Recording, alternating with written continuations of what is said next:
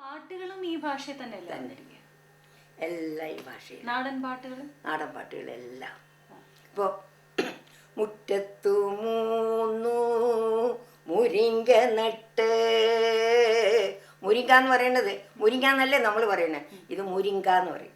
അപ്പോൾ തമിഴ് മലയാളമാണ്. മുറ്റത്തു മൂന്നു മലയാളമായി മുരിങ്ങ നട്ട്, മുരിങ്ങയും അങ്ങോരു തരിമടല്. ആ മുരിങ്ങ ഒറ്റ മടല്. മുരിങ്ങയും അങ്ങോരു തനിമടൽ തനിമടല്, നാനും ഇങ്ങോരു തനിമടല്. പഴയ ഒരു പാട്ടാണ്. മുറ്റത്ത് മുല്ല പൂത്തങ്ക് നിന്ന, പൂത്തങ്ങെന്നും പറയും അങ്കേന്നും പറയും.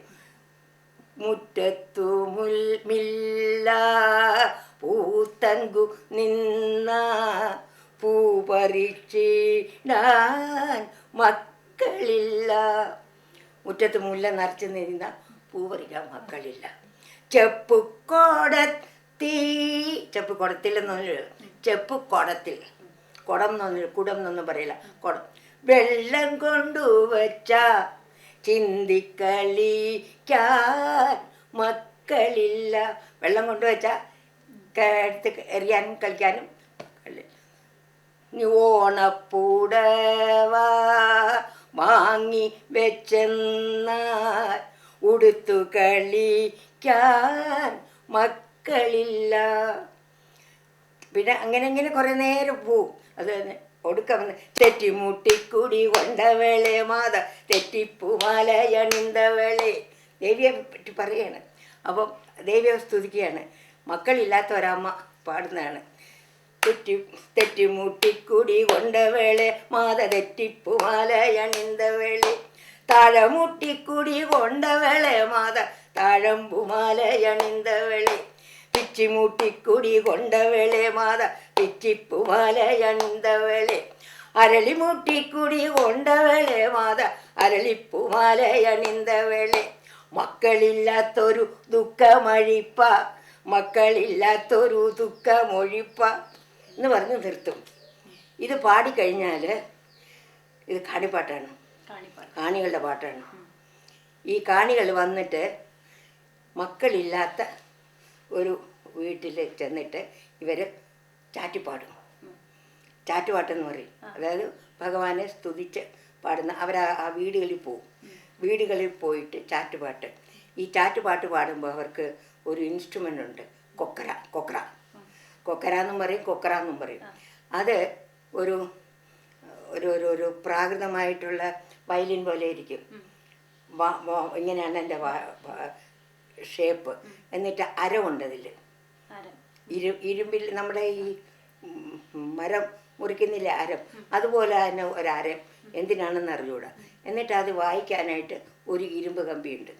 ആ ഇരുമ്പ് കമ്പി ഇട്ടാണ് ക്രാങ് ക്രാങ് ക്രാങ് എന്നാണ് അതിൻ്റെ ശബ്ദം. പാട്ടൊന്നുമില്ല, താളം കൊടുക്കും, അല്ലാതെ നാദമൊന്നുമില്ല. പക്ഷെ സ്തുതിയാണ് പ്രധാനമായും. ഇത് കൂടാതെ ഈ നാടൻ പാട്ടുകൾ ഇരിക്കട്ടെ, അല്ലാതെ പ്രധാനമായിട്ടും അമ്പലങ്ങളിൽ സ്തുതിച്ചുകൊണ്ടിരുന്നത് പ്രത്യേകിച്ചും വൈഷ്ണവ ക്ഷേത്രങ്ങളിൽ ഇപ്പം തിരുവായ്മൊഴി അങ്ങനത്തെ പാട്ടുകളാണ്. ഇത് നാടൻ പാട്ട്. കാണിപ്പാട്ടൊക്കെ നാടൻ പാട്ടിൽപ്പെടും. അമ്പലത്തിനകത്ത് ആര്യ ഭാഷയില്ല. ആ ഭാഷ ഇതൊക്കെയാണെങ്കിലും സംസ്കൃതവും ഉണ്ട്, മലയാളവും ഉണ്ട്, എല്ലാം കലർന്നിട്ടാണെങ്കിലും അത് ആര്യൻ്റെ ഒരു ഇൻഫ്ലുവൻസ് ഉണ്ട്. ദ്രാവിഡ ആര്യ ഇൻഫ്ലുവൻസ് ഉള്ളിടത്താണ്. അപ്പോൾ ഈ തിരുവായ്മൊഴിയെല്ലാം തമിഴിലുള്ള സെയിൻസിൻ്റെ പാട്ടുകളാണ്. അവിടെ കൂടുതലും അതാണ് പാടി വന്നത്. ഇന്നിപ്പം നമ്മുടെ വടക്കൻ തിരുവിതാംകൂറിൽ പിന്നെ ഈ മാരാന്മാർ പാടുന്നുണ്ടല്ലോ സോപാന സംഗീതം, കൊട്ടിപ്പാടി സേവ. കൊട്ടിപ്പാടി സേവ എന്നാണ് പറയുന്നത്. കൊട്ടി പാടി സേവ ചെയ്യുന്നത് അത് തന്നെയായിരുന്നു ആദ്യകാലം മുതലേ അവിടെ. പക്ഷെ കൊട്ടിപ്പാടി സേവ എന്നല്ല അവിടെ പറഞ്ഞുകൊണ്ടിരുന്നത്.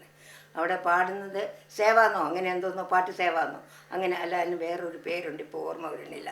ആ പേരിലാണ് ഇത് പാടിയത്. അത് നിറം എന്നാണ് ഇവിടെ സോപാനം അല്ല, പിന്നെ ധ്യാണിന്ന് ഇവിടെ പറയുമ്പോൾ അവിടെ നിറം എന്ന് പറയും. നിറങ്ങൾ നിറന്ന വലിയ ഭംഗിയുള്ളതെന്നുള്ള അർത്ഥമായിരിക്കാം. പക്ഷെ അതിൻ്റെ പാട്ട് എന്നതിൻ്റെ വ്യത്യാസം തെക്കിനും വടക്കിനും ഉള്ളതിൽ ഇവിടെ തറക്കത്തിന് ഡാൻസും കൂടെ ഉണ്ട്. നൃത്തം തെക്കിൽ നൃത്തം കൂടെ ചേർന്നതാണ്. നൃത്തം ഇല്ലാതെ മാരാമാർ വളർത്തിയെടുത്തതാണ് പിന്നെ വടക്ക്. ഇത് അപ്പൊ അമ്മ പറഞ്ഞത് സോപാന സംഗീതത്തിനകത്തെ ഒരു സംഗീത രൂപമാണ് ഈ നിറം എന്ന് പറയുന്നത്. അത് തെക്കൻ കേരളത്തിൽ അതിന് നിറത്തിന് നൃത്തവും കൂടെ ഉണ്ട്, പാട്ട് മാത്രമല്ല. അപ്പൊ അതിലേക്ക് വരുന്നതിന്